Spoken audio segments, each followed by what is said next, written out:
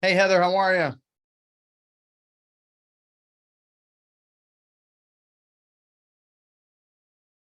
We can't hear you, but that's okay.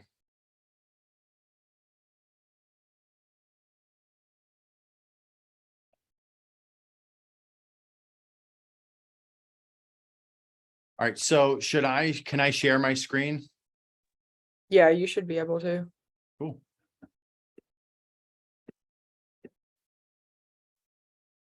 Try one more time, share screen.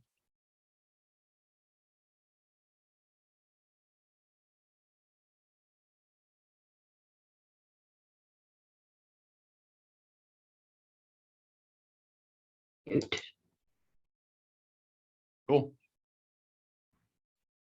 So Heather, we have a few people joining us. Okay. Only one with video, but that's totally cool. So my name is Josh Dawson. I am the managing broker and productivity coach for Keller Williams Consultants Realty. We are a real estate brokerage here in Central Ohio. And in June, I taught Ignite. And I know a lot of folks are like, well, what the hell is Ignite? So I put together a little presentation I thought would be helpful. So what is Ignite?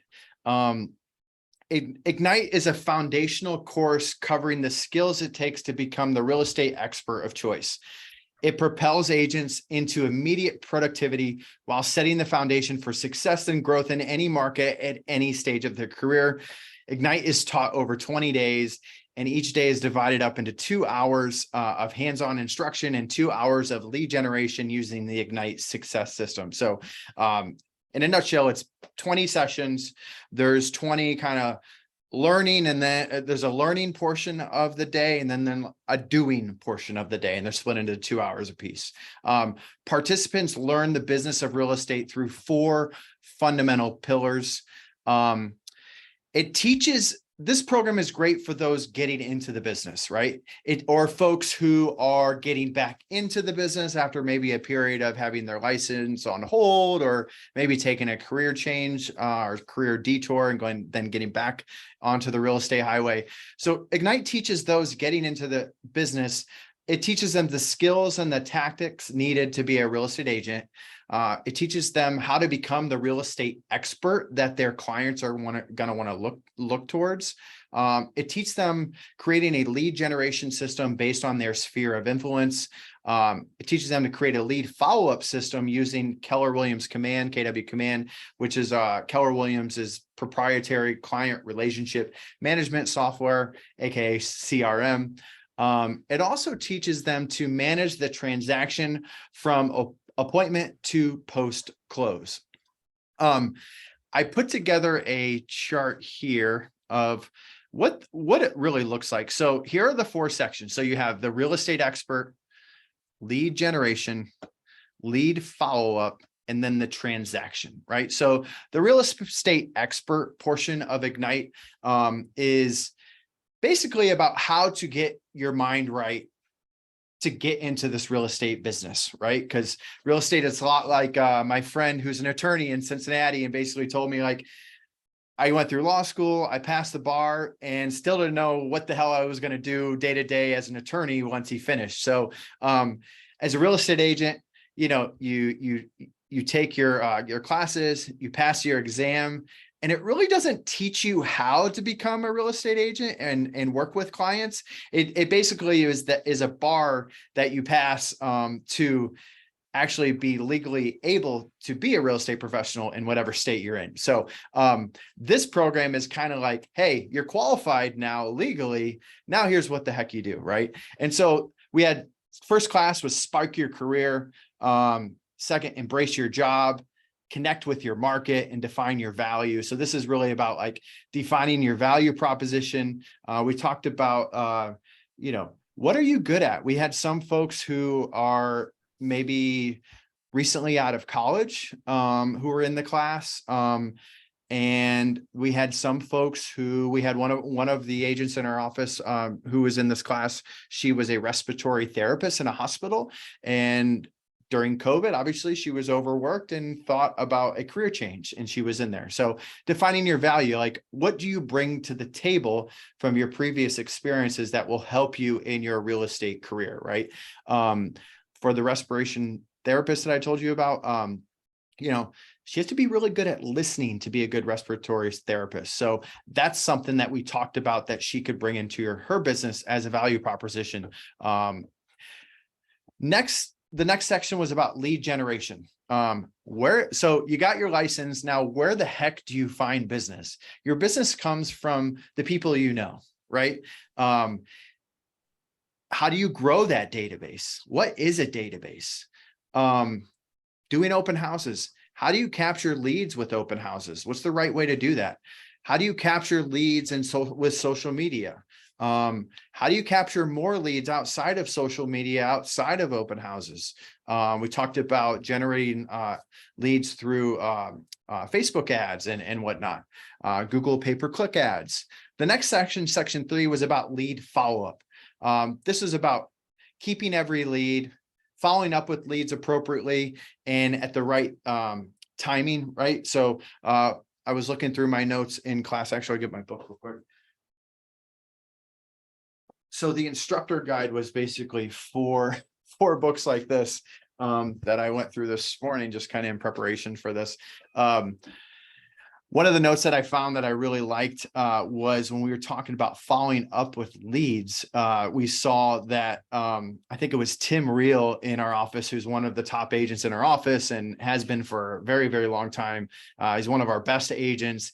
And we kind of came to the conclusion during one of the segments that, like, you need to spend equal time generating leads as you do following up with your leads. Because if you're really good at lead generation, and this is a problem that I had early on in my career, I was really good at getting leads, but I didn't have the system in place to follow up with them accordingly.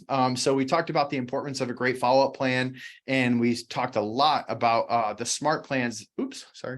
The smart plans that are available in KW Command that will make it really easy to follow up with people based on the type of lead they are, the time frame. Obviously, if somebody's a year away from making a real estate move versus a month away, there's a different level of follow-up that you want to provide to them. We talked about strengthening relationships, and I have a slide on that later that was really good with Tim Reel. Tim Reel took, I think it was an $80,000 buyer, and he traced the income he's received from the commissions, we call it like a referral tree, right, to over $2 million. So one of the learning curves in that class was, don't turn down any business because you never know what it can turn into in the long term. We talked about qualifying potential buyers and sellers. Okay, you have somebody interested in buying a home. You have somebody interested in selling their home. Maybe you have somebody who has to do both. What is the proper scripts and questionnaires that you run through with those folks to determine how qualified they are? And based on how qualified they are, your level of follow-up over a period of time that you deem necessary based on your discussion. The last section was about the transaction. So we've got our mind right and figured out how we can connect with our market, understanding the market data that we need to be cognizant of in order to provide value to our clients. Then once we got our mindset right, we got into action and we started generating leads, right? That's the next section. Once we started generating those leads, we actually were like, oh my gosh, we actually have people who want to work with me. So that next portion was lead follow-up. What do we do with those people when we are following up with them? The last one was like, okay, I generated the lead. I have the client. They've signed a buyer representation agreement or a listing contract.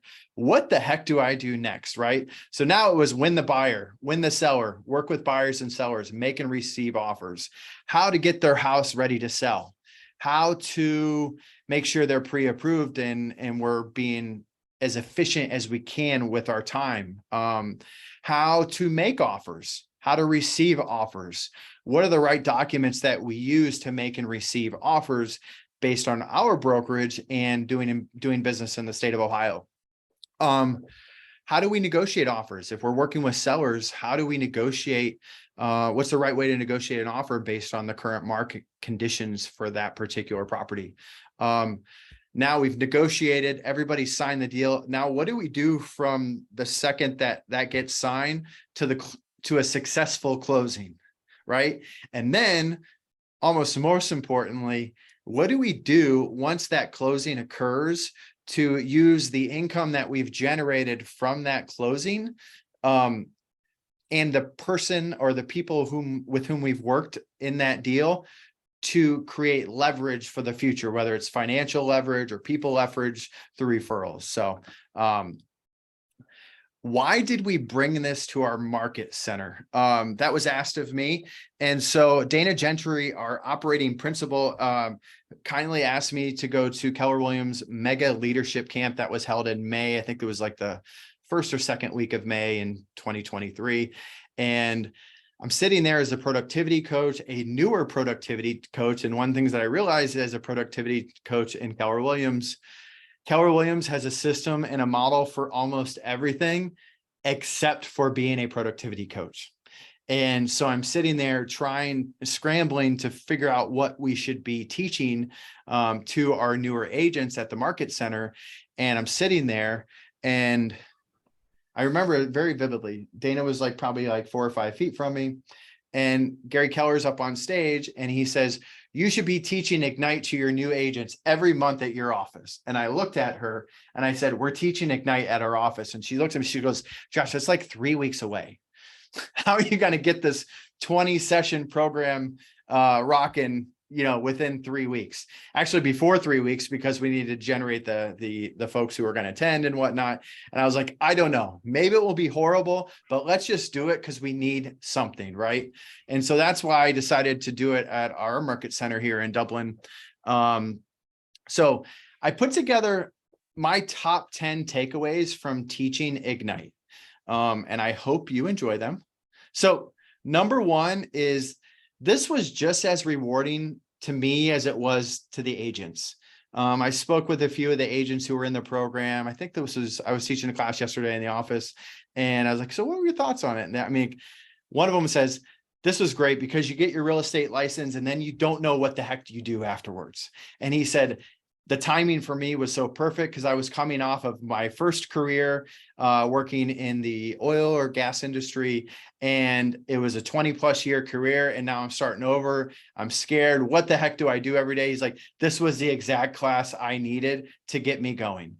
But it was just as rewarding to me as it was to them, because I shared with them during this. While I was teaching Ignite, I celebrated my 10th year getting licensed as a real estate agent when I was living in Boston. So this industry has been so rewarding to me. So it was a way for me to give back to an industry that has been very kind to me and my family. So that was partially why I did this, because I didn't get paid a dime for teaching this. It was just something I really wanted to do and provide to the agents who were in the productivity coaching program. But they weren't the only ones who attended this. So this was just as rewarding to me as it was to the agents. Another reason why it was super rewarding is because of the agents that we had co-instruct with me. So we brought in various agents from our brokerage, some of our top agents in our office, to help teach some of the curriculum with me. And I was learning from them just like our students were learning from them at the same time. So that was my biggest takeaway, or number one was, it was just as rewarding for me as it was for the agents. Number two, having top agents as co-instructors, having top agents co-instruct was invaluable. We were able to learn from some of the best agents in Central Ohio, whom we're lucky to call colleagues here at Keller Williams Consultants. So that was a big takeaway, that the co-instructors were just invaluable. Some of the co-instructors that we have with us during the month of June, we had Barb Gale, who runs the Gale Group at Keller Williams Realty. We have Teresa Kenny, who's our team leader for retention. So we call her the mother den, or den mother, sorry. Tracy Chambers, who is one of our top agents. She's one of the early agents at Keller Williams Consultants Realty, and she was a team leader for over a decade here. Ash Gale. Ash is originally from Australia, but moved here a few years ago, and started his business basically doing open houses is how he generated all his business early on. So he taught our class on open houses. Tim Reel, he was with us. Tim is has a team, the Real team here at Keller Williams Consultants, phenomenal. Ryan Conway runs a team here at Keller Williams. Oliver Chapman of the Chapman Group. Troy Fabish, who's, I don't know, he's kind of the heart and soul of our office, and an extremely seasoned residential and commercial agent. Katie Good, who serves as operations manager for the Gale Group. So she was there during the transactional portion of the seminar. And then Troy Marsh finished us off. Troy was the team leader here. He runs the Marsh home team, the Marsh home group, sorry. He and his wife, and he was there talking to us about creating a legacy, what to do after you close deals, like how to build a business. Troy runs a phenomenal team, and it was just really, really neat to have all of them with us, so that one, we would learn from them. And if you're ever going to teach Ignite again, like, nobody wants to hear me and look at my ugly face for, 40 hours in a month. So it was cool to have them with us. Number 3, functionary over fiduciary. Actually, that should say fiduciary over functionary. So my bad on that. This came up a lot. I forget which section it was, but if you think of being a functionary agent versus a fiduciary agent, a functionary agent, you get a call from somebody, hey, I'm interested in 123 Main Street. And a functionary agent is not going to ask very many qualifying questions for that lead. They're just going to show up to the property, meet them for the first time, show them the house, ask them if they like it. If they like it, make an offer. What do you want to offer? And they're just going to do the work that the client wants them to do, or the customer wants them to do. Versus a fiduciary agent in that situation would be somebody who would have a pre-qualifying script. Oh, I see you're interested in 123 Main Street. Tell me a little bit more about that. Oh, my family and I are relocating from Charlotte. Oh, from Charlotte. That's great. Are you working with a lender? Oh, no, we just want to go look at the property. Oh, based on the market, things are moving so quickly. Would you be open-minded about working with one of my preferred lenders if you don't have a lender already? See where I'm going? Fiduciary versus functionary. Being a fiduciary during every stage of the deal, from pre-qualifying somebody to after they close, providing more value to them than you did, providing more value after the closing than you did before the closing, which is another thing that came up. So a fiduciary, right? Your financial advisor is likely a fiduciary. If you hire an attorney, if you hire an accountant, your doctor has a fiduciary level relationship with you. They're telling you what you should hear based on their experience versus what they want you to hear so that they can make some money. That's basically the biggest difference between a fiduciary versus a functionary. So we talked a lot about that, got brought up a lot in these classes. Are you thinking about this as a fiduciary or a functionary? And almost every scenario we came across. For me, I explained it in a way in which my business, am I making decisions that 10 years from now I'll be proud of? Is the conversation I'm having with this person, is the advice that I'm giving right now, is that something that I'd be proud of 10 years from now? Or is it just to get past the next 10 minutes so I can get a commission check in the next month? Because at the end of the day, we're not helping leads, we're helping people.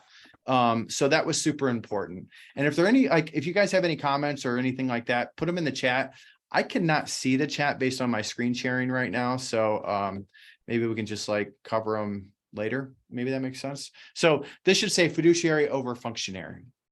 Number 3, defining your value will prevent being the fool versus the favorite. Man, this typo's everywhere, right? Should have put another quotation mark. But we talked a lot about the book, The Full Fee Agent.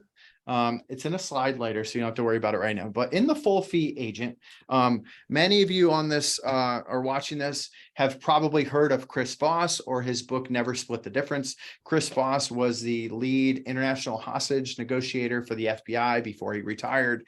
And then he realized that negotiation were his strong suit. So he started a group called the Black Swan Group. And all they do is help professionals learn the best tools and tips for negotiation.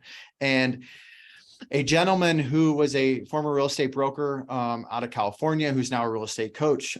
His name is Steve Scholl, I believe. Steve Scholl read Never Split the Difference and said, everything I've been doing in coaching is wrong for the last 20 years. Can you co-write a book with me?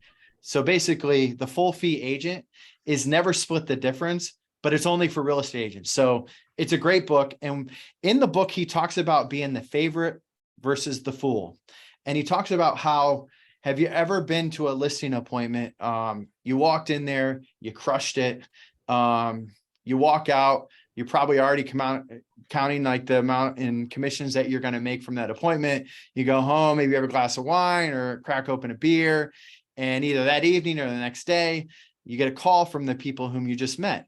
And you're figuring they're going to be like, okay, where do we sign? Blah, blah, blah. And they say, you know what, Josh, thanks so much for coming by. We decided to go another route with another agent. And you're totally just like, okay. In his book, he describes that you were probably the fool in that situation.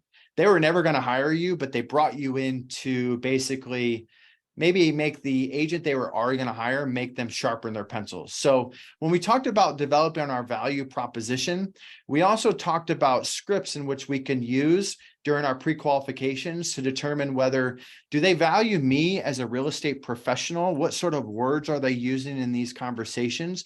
Are they talking, hey, Josh, you sold our friend's house. You did such a great job. We really want to bring you by tomorrow to discuss selling our house.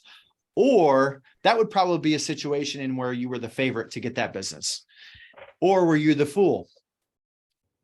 They would call me instead and say, hey, we're interviewing real estate agents and wanted to know if you could come by for a listing consultation. Notice the difference in the terminology and the pronouns they're using. They're not talking about me. They're talking about more generally real estate agents, because they already have picked out the agent they want to use. And maybe they're being told they have to interview 2 agents, or maybe they just want to interview a second agent to make that agent they were going to hire sharpen their pencils, maybe cut their commissions down, or maybe they wanted to see what I thought their home was worth, that sort of thing. So defining your value proposition will prevent that fool versus favorite situation, because you're already establishing your value, and the people that are going to be reaching out to you are going to be rehiring you based on the value you are providing to their situation. So that was really cool. And again, the book was The Full Fee Agent. Number 5. This is when Tracy Chambers was here when we were discussing this. So she got out the whiteboard. She totally went off script this day, which was totally cool because she was a team leader for over 10 years. I let her have it because I knew that we were going to get something really, really valuable out of it. So as a real estate agent, at the beginning, I made the same mistake early in my career, and I actually still make this mistake. So I'm no better than I was, 10 years ago. So you work super hard to get business is coming in the door. You're taking care of that business. You're getting those buyers in contract. You're getting that home listed for sale. And then you're working really, really hard. And while your deals are in contract, you forget about the work that you did every day leading up to those deals getting in contract, the lead generation that you were doing, right? So what happens is you close the deals and you don't have any more business coming in. So you work real hard to get the business in. And so your commissions start to go up, but you're not doing your lead gen. So when those close, your commissions drop. So we talked about the daily success habits that will prevent that revenue roller coaster from happening, right? It still might look like this, but it's not going to dip so much like it was. So those daily success habits that we talked about were 10 conversations per day with people about real estate, 10 handwritten notes per day, 10 additions to your database. And then we talked about a social media strategy. And then these enrichment activities, which were kind of bonuses that you can throw out in your day. So like maybe you previewed homes for people, maybe you attended an educational class that day. But the key being continuing to lead generate every day. And we talked about, okay, if lead generation is going to the gym, it'd be great to go to the gym every day, right? It'd be great to go to the gym every day and complete your workout or spend an X amount of, hours there, maybe an hour or so.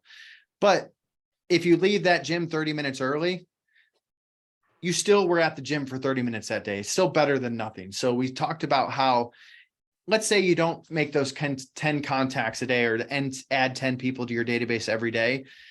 If you did some of that and you continually do that over time, you're still building those success habits that will prevent you from having those big dips on your revenue roller coaster.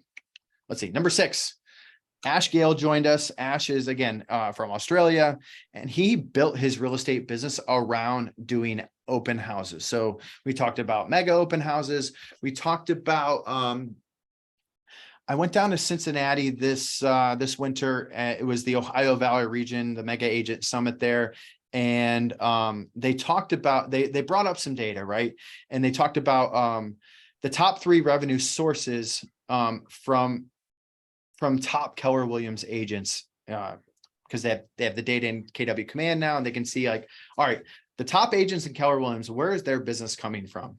Number 1, past clients in Sphere. That makes a ton of sense. It's pretty obvious. That's why working your past clients in Sphere was the number 1 lead gen activity that we talked about. Number 2 was open houses. Number 3 was online leads. So that's why this course is really designed to work your Sphere, work open houses, and work online leads. Okay. Open houses remain a tried and true way of starting and growing your real estate business. Ash Gale, it was a perfect example. He was there talking about, the technology that we use at an open house, why it is the most important thing you can do at an open house is gather contact information from the people who are visiting. If you're there and not collecting contact information from people, then you are wasting your time. And especially when you collect that contact information, to do it on some sort of app. We talked about a few different open house apps that you can use for free. They're available on the Apple Store, or whatever tablet you use. But it's super important to get that data electronically to prevent or to minimize the chance of when it's transcribed from paper to digital, that you're going to miss somebody's spelling of their name or whatnot. So super important. Doing open houses are a tried and true way of starting and growing your real estate business. And Ash Gale was there to talk to us all about that. Number 7, strive to provide more value post-closing than pre-closing. So when we talked about what to do after a deal closes, your goal as an agent, because people are buying and selling real estate, every 7 to 10 years, give or take, based on the neighborhood. What do you do in between those 7 deals, right? Provide more value to them post-closing than you did pre-closing. So if you kicked butt and you really did a great job for your clients, you closed the deal, a lot of agents just stop at that point working with them. But we went over some data that shows like recent home buyers in the last couple of years, this is through 1000 Watt, the number 1 thing they really need is help being a homeowner.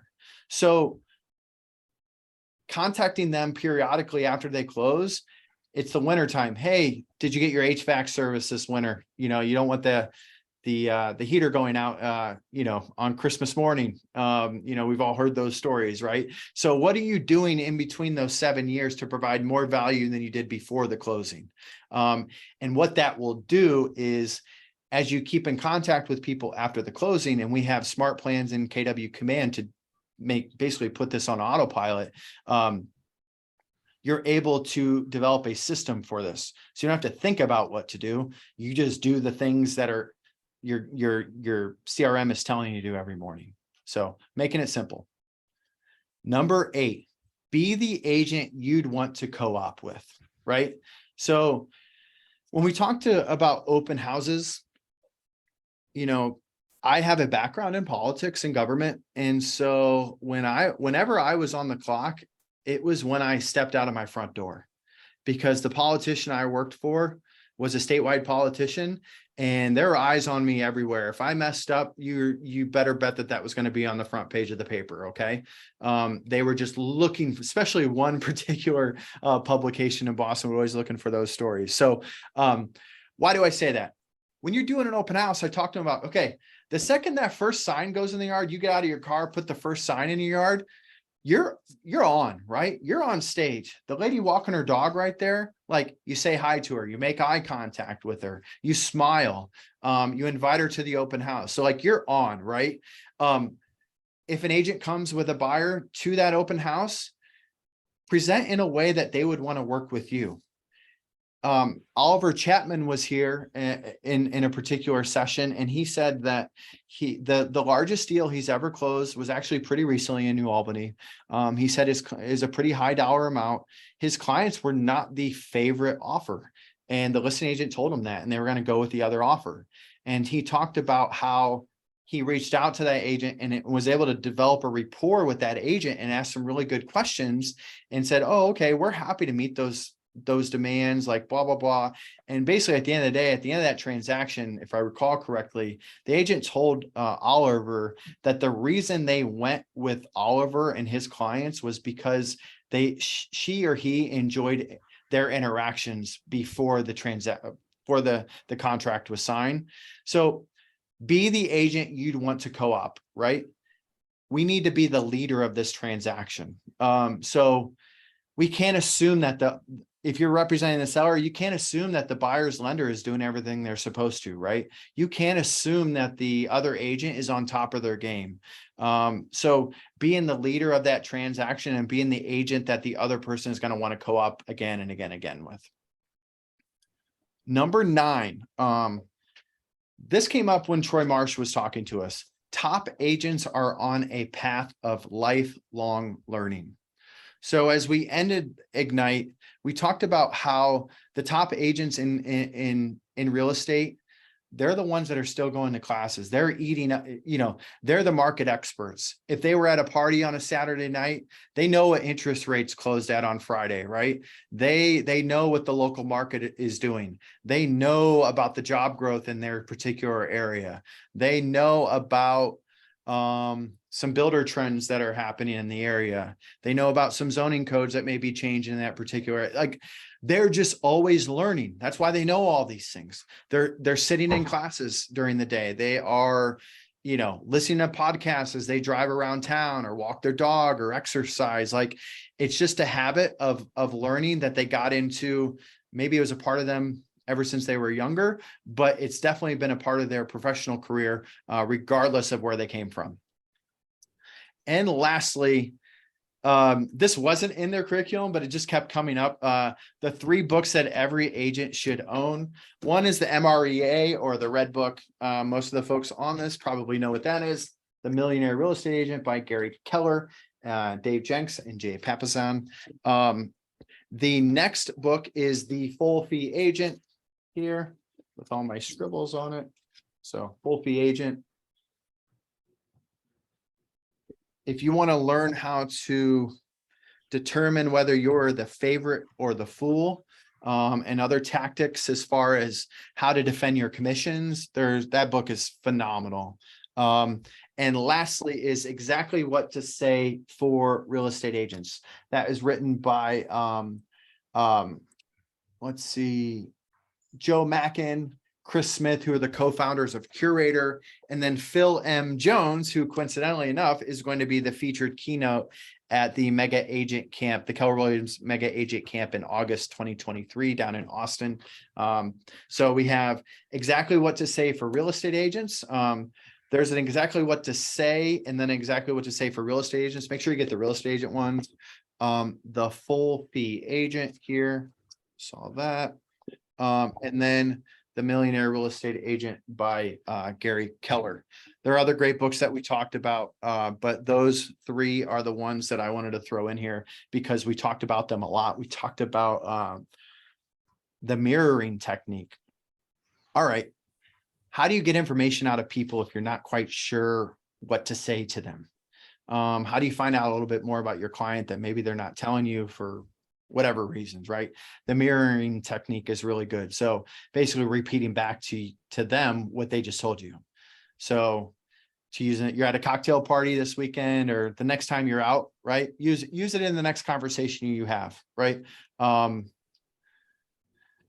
You're at a cocktail party and you're talking to a husband, you don't quite know them. This would be in my instance, like friend of a friend's husband or whatever. Oh, hey, Chris, how are you? I'm good.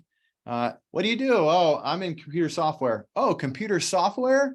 Yeah, computer software. I just got transferred here. Oh, you just got transferred here? See what I'm getting at? Like, if you're not quite sure what to do, just repeating back what they said to you, like the last 2 or 3 words, is a great way to uncover a lot more from them, kind of without them being onto you. And we had an agent in the program who was hosting 2 open houses one weekend, and I asked him to practice that with the guests who were coming into the open house, and it was really cool to hear Aaron give the feedback on those guests who came through. He's able to get a lot more information from them than he thought he otherwise would have been able to just by asking those questions. So that is, let's see. Oh, if you want to get in touch with me, just scan this QR code. It'll go right to my contact card. So you can just scan this. My name is Josh Dawson. I'm the managing broker and the productivity coach here at Keller Williams Consultants Realty. I also have my own sales business, but Dana is on vacation this week and asked me to do this. And I was glad to do it because I was just, I don't know, like I said, like,